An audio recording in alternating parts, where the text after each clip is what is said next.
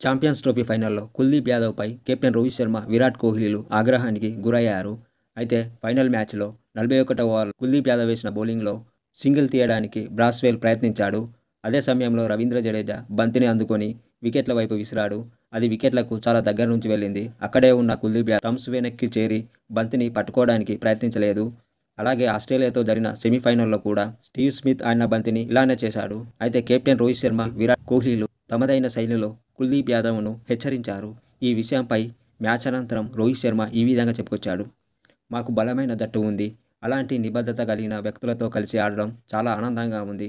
ప్రతి ఒక్కరికి వారి పాత్ర, బాధ్యతలు తెలుసు. అయితే గ్రౌండ్లో భావోద్వేగాలు ఎక్కువగా ఉంటాయి. కొన్నిసార్లు నేను కొంచెం నియంత్రణ కోల్పోతా.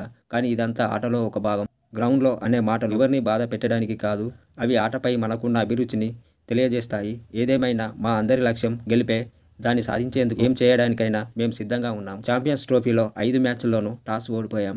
అయినప్పటికీ టైటిల్ గెలిచాం. ఒక్క మ్యాచ్లోనూ ఓడిపోకుండా టోర్నీ విజేతగా నిలవడం సంతృప్తినిచ్చింది అని రోహిత్ శర్మ చెప్పుకొచ్చాడు.